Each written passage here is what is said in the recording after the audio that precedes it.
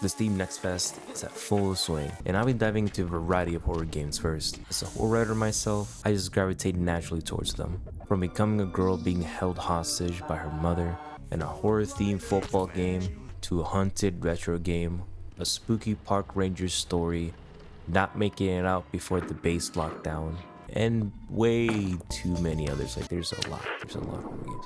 There's certainly a variety of horror cooking up in the indie scene.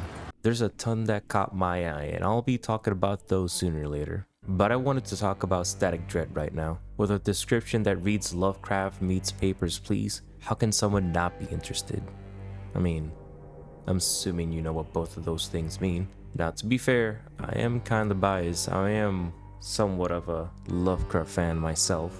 In any case, in Static Dread, an aurora has enveloped the whole world with its colorful colors and damaging magnetic waves that have been making electrical devices not function. As systems have malfunctioned, someone has to help the sailors reach the nearby ports, and that's when you come in. Much like my favorite Robert Pattinson movie, The Lighthouse, which is also a weird tale, you're the new wiki in town. Or island, actually. The island of Outsmith. After looking around your stylistically grim and curvy, wedgy inside of your lighthouse, you're greeted by the courier who, besides giving you your allowance, also tells you that no one has lived in the lighthouse for some time now, and by that extent worked on it for a very long time, and also tells you times are tough now. We need reliability more than ever in lighthouses and people. Hope you're one of those we can trust. Then leaves. Not a really warm welcome, more so humid, damp, worrisome. But because the demo's so short, took me around 21 minutes to finish, I don't want to say what else happens, and I would just go over my impressions. The feel of the game is immaculate.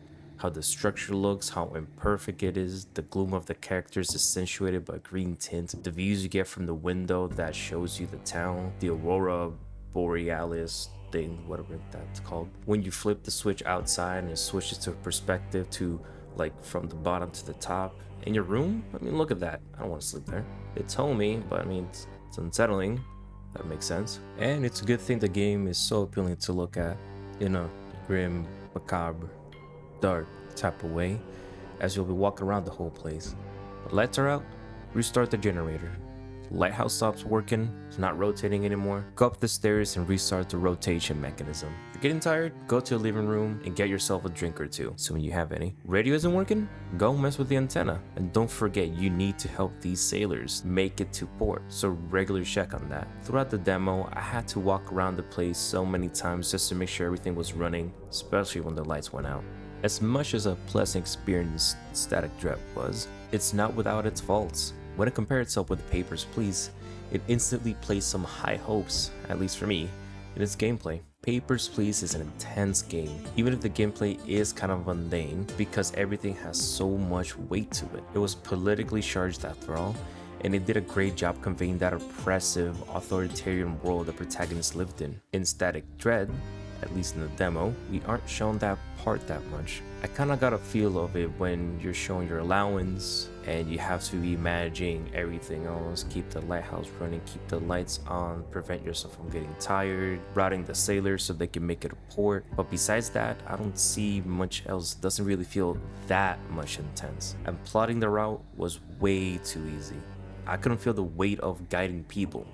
And I think that's the key part. While I do understand that you need to keep the lighthouse running, keep yourself safe, I want to be able to feel that weight for guiding people. I want to feel that heavy consequence. But again, it's just a demo. It took me about 20 minutes, 21 minutes to finish. And with the survey at the end popping up asking for honest feedback and the devs are still adding stuff to the game, I'm sure the full release is gonna patch things up. But as far as I can tell, the story, the dialogue, the characters, everything is pretty cool and interesting. A mysterious aura that just shows up and starts messing with communications. You move into this island with kind of weird and sketchy people. Keepers don't really live that long in this lighthouse for mysterious reasons. A weird glowing drug appears from sea pirates, and you also can find journals around the area to find out what happened to the last keeper. I mean, it seems that some cosmical occurrences might be happening in this world, and I'm all for it.